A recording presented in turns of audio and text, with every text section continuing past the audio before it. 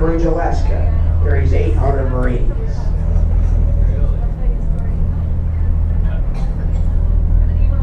The next pier is Pier 5. There are 4 littoral combat ships at Pier 5. They're built of aluminum. They're designed to go fast.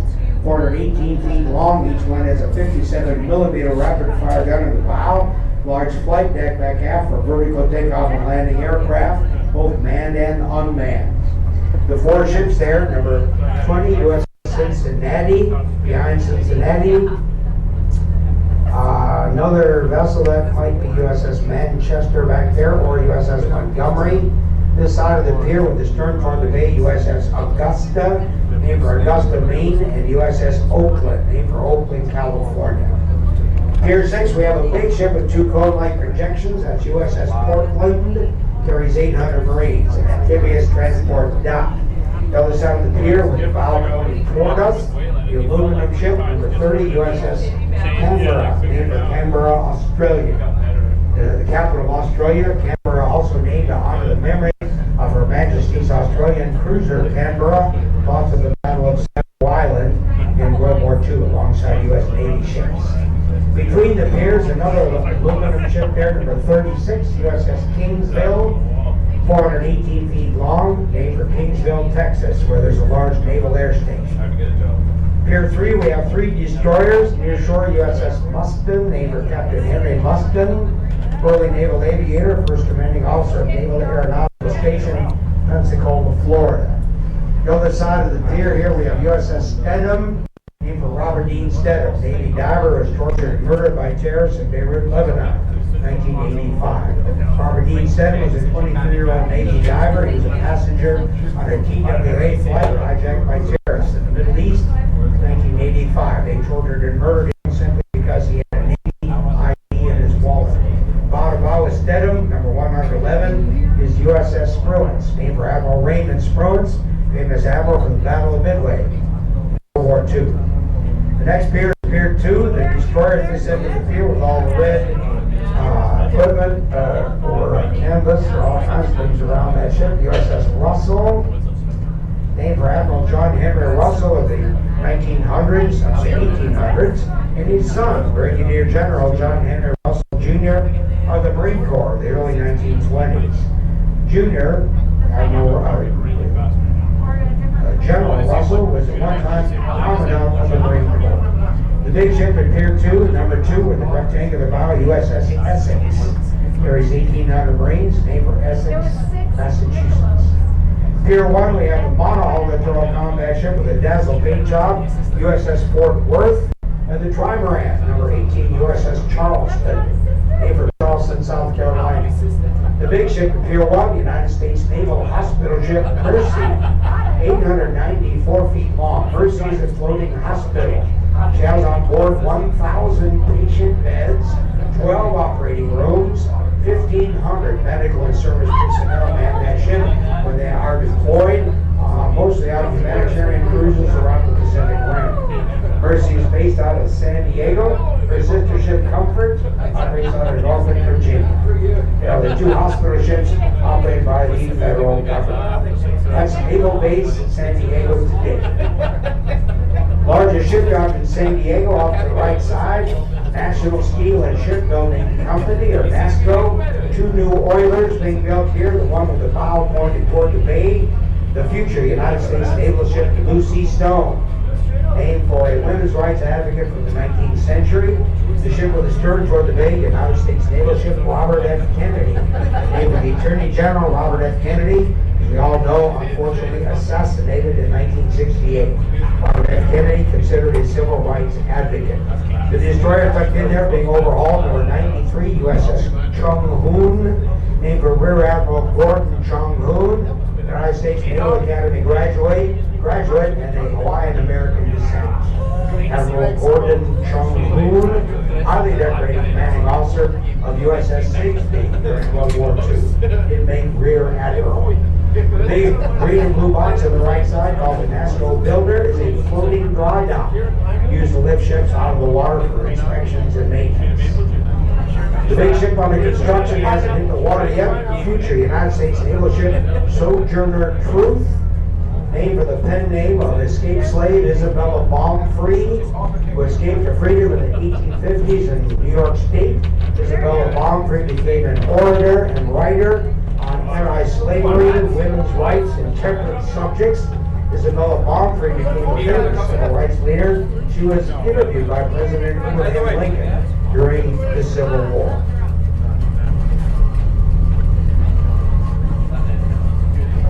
Other ships under construction include another oiler and an expeditionary sea base. The largest ship under construction there will be the future USS Henry Cafarata, named for a Medal of Honor recipient who fought at the Chosin Reservoir in the Korean War.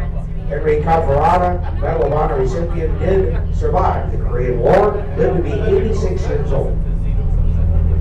That's the NASCO Shipyard, National Steel and Shipbuilding Company, division of General Dynamics Corporation. You have keen eyesight, you can see that white crane on the barge there. They're doing some dredging over there right next to the pier. Off to right, another shipyard. We're having to take a little bit of a move here because we got the Navy destroyer, USS John Paul Jones, coming this way. Also, there's a large commercial ship leaving port out ahead of us. On the right side, one of my favorite tugboats here, number 10, Sea Tractor Tug. Captain is my son-in-law, Captain Aaron.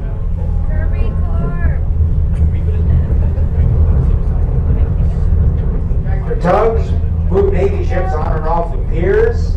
Navy ships go forward very well. They go backward pretty well. They don't go sideways too much. They use these tugboats to move the ships on and off the piers. Called the Sea Tractor Tug, diesel powered, very maneuverable, powerful tugboat. That tugboat's propellers are mounted on vertical shafts, so they swivel 360 degrees. That tugboat can go in any direction, forward, backward, or sideways. Six ships being repaired here or being overhauled or changed here at the BAE Systems Shipyard. Trimaran, USS Mobile. Weapons System Test Ship, Paul F. Foster, operates on Pacific Missile Test Range. They shoot weapons at that ship. 3 destroyers, number 60 USS Paul Hamilton, named for the Secretary of the Navy during the War of 1812. During the floating dry dock, the smaller dry dock, number 92 USS Momsen, named for Rear Admiral Sweetmouse, his famous submarine. Number 20 USS Green Bay, carries 800 Marines, and all wrapped up in the largest floating dry dock, that's USS Halsey, named for Fleet Admiral William F. Halsey. He insisted on calling him Admiral Bull Halsey. That was his nickname at the Naval Academy. He didn't like the nickname, but it did stick. It was popular with the media. There's a chemical company on shore to the right, owned by a British firm called Tate and Lyle. They make gel and gum over there. Gel and gum is an ingredient in the making of soy milk. Overhead, the award-winning Coronado Bridge, opened in December 1969.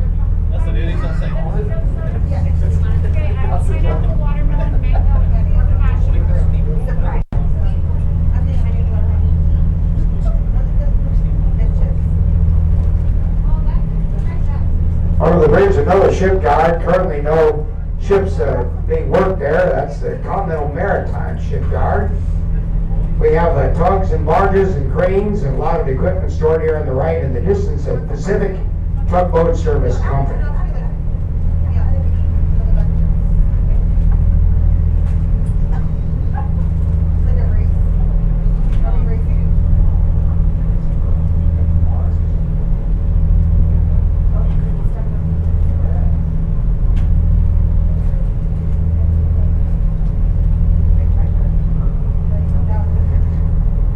Side, another tugboat awaiting the arrival of USS John Paul Jones. Ahead of us on the right side. You're going to get a nice look, nice photo opportunity here because the sun will be on the starboard side. John Paul Jones, of course, named for Navy patriot Captain John Paul Jones, originally Scottish, volunteered to fight for the United States in the American Revolutionary War. Commanded a ship named Bonhomme Richard, given to the United States by France during the American Revolution. Tugboat pulling in behind the pier over there is called E-Wolf. That is the first all-electric tugboat here on the west coast of the United States, operated by the Crawley Tug Company, headquartered in Jacksonville, Florida. Endeavor, the blue and white vessel over there, is an offshore supply vessel. Big gray ship up ahead, the USS Robert E. Semantic. We'll talk about that after we see USS John Paul Jones passing us on the right side. 505 feet long. Arleigh Burke class destroyer, crew of 350, powered by gas turbine engines. 5-inch gun at the bow, guided missiles, primary weapons. Ship's motto, in harm's way. Flight deck back out for helicopters, USS John Paul Jones, an Arleigh Burke class guided missile destroyer powered by 4 gas turbine engines.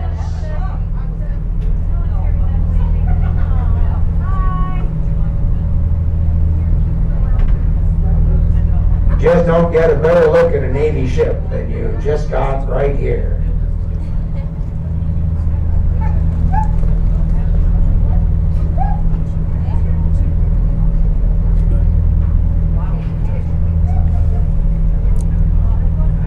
The big gray ship on the right side, USS Robert E. Semantic, 785 feet long, a floating military base known as an expeditionary sea base.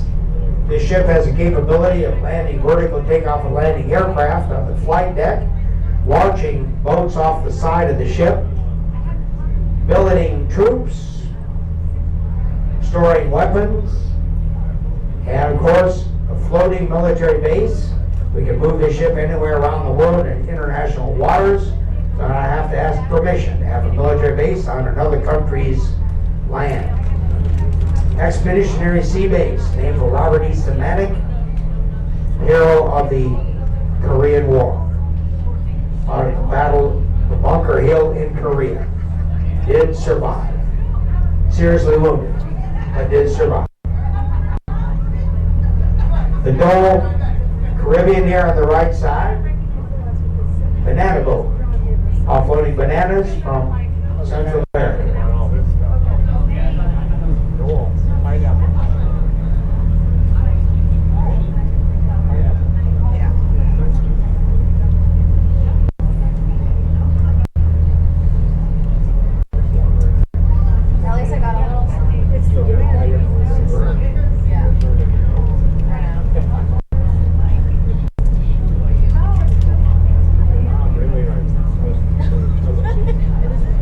Off the right side, you get a nice look at a big motor yacht here, 348 feet long, valued at over $300 million.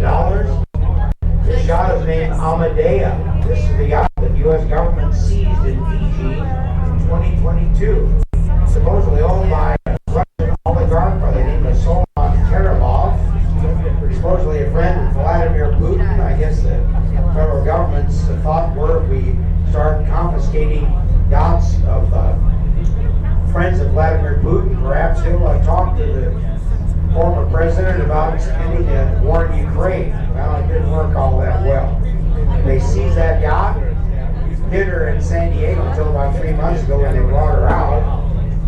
I read that the U.S. government is spending between $500,000 and $1 million a month to maintain that yacht, so it doesn't deteriorate while it's in U.S. custody.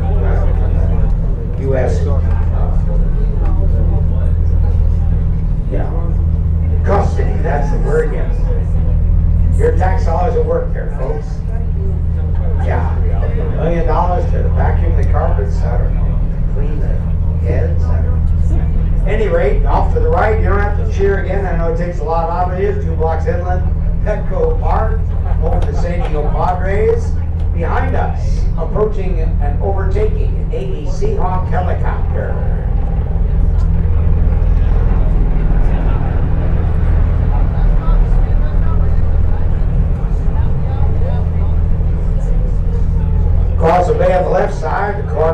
Ferryland and Marketplace. On the right side here, Embarcadero Marina Park surrounds the San Diego Marriott Marina. In the park to the right, the Rainy Shell at Jacobs Park is a concert venue opened 2 years ago for the San Diego Symphony Orchestra. Summer concerts on San Diego Bay. Other events, other entertainers do use this facility for the entire line of events. Go to the internet, go to theshell.org. Get the entire lineup of events and how to get tickets for various artists and other events scheduled here at the Rainy Shell at Jacobs Park. $80 million edifice. Most of the money donated by Ernest and Evelyn Rady, philanthropists who also support the Rady Children's Hospitals. Also the Irwin Jacobs Foundation, or Irwin Jacobs founded Qualcomm Corporation. His foundation also donated part of the money for the Rady Shell at Jacobs Park.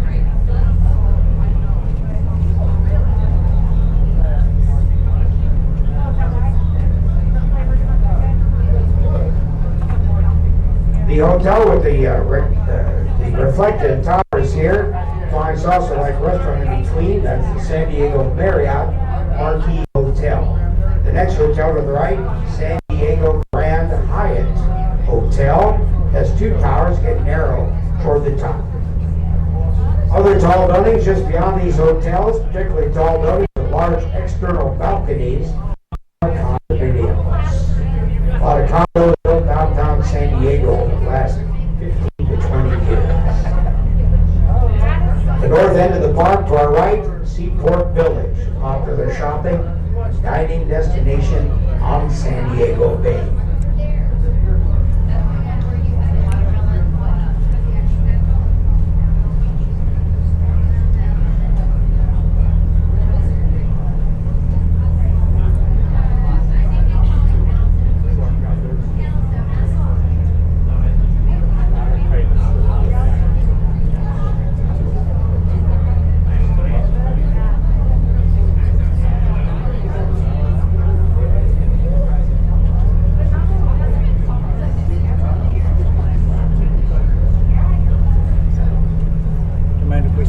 Oh, go ahead.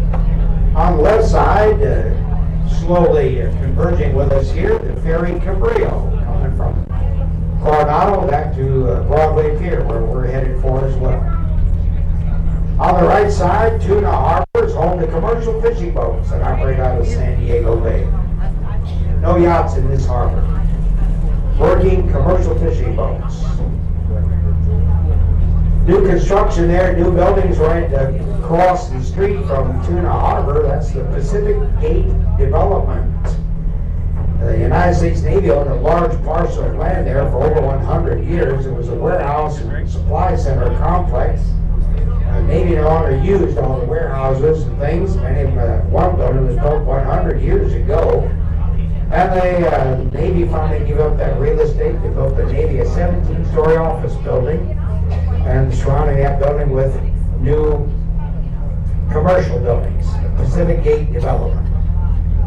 Cougar on the right side, one of the boats operated by Everingham Brothers Bait Company. It goes out in the ocean and catches bait fish for the Everingham Brothers Bait Company. The small fish they catch, like anchovies or mackerel or sardines, are sold live to sport fishing boats at the live bait barges.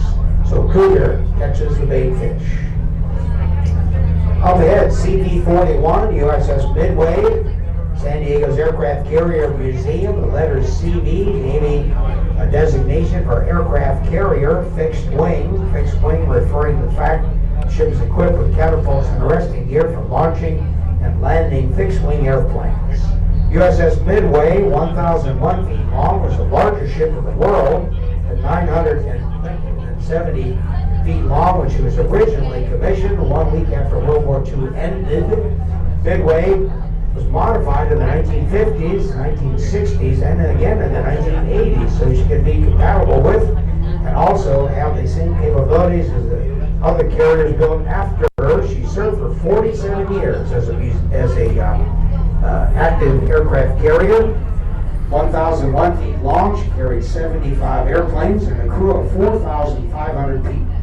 The Operation Desert Storm in the Persian Gulf in 1991. Midway decommissioned the following year, 1992, brought to San Diego in 2004 as a museum. Some of the politicians here, some of the folks in California said this ship will be a blight to the San Diego waterfront. It'll take away the view. No one will come to see this ship. It'll just sit here and rock. They were completely wrong. USS Midway, the most popular ship museum in the world, based on number of annual visitors. She's open from 10 in the morning until 5 in the afternoon. A large cadre of volunteers, dozens of safety personnel, answer questions, help you find your way around. Oh, yes. Okay. A lot of fun-loving kids up there. Midway is open to the public from 10 in the morning till 5 in the afternoon. I heartily recommend multiple visits to that ship. As we turn into the fairway, time to remind you, if you're here for our 1-hour tour, it's coming to an end. If you're here for our 2-hour tour, you've been with us 1 hour, there's another hour coming up, 3 o'clock, 4 o'clock, the North Tour of San Diego Bay. Stay on board if you're waiting for that second hour. We'll be heading out to the ocean entrance today. We'll see seagulls, we'll see submarines, we'll see sea lions, we'll see where the Navy jet crashed 9 days ago. Hopefully they're trying to find out how to get that wreckage out of the water. Unfortunately, no one was hurt or killed, so that's a positive. We'll see that on site as we head by it here on the North Tour. Stay on board if you're waiting for that second hour. If you're leaving, you'll see me down on the dock. My name is Rusty. Happy to try to answer any questions you might have. If you enjoyed my presentation, we narrators are allowed to accept gratuities if you care to honor me in that way, although it's not required. It is appreciated. Thanks for going along. Please be good to one another. Have a safe weekend. Enjoy the sunshine. Peace out.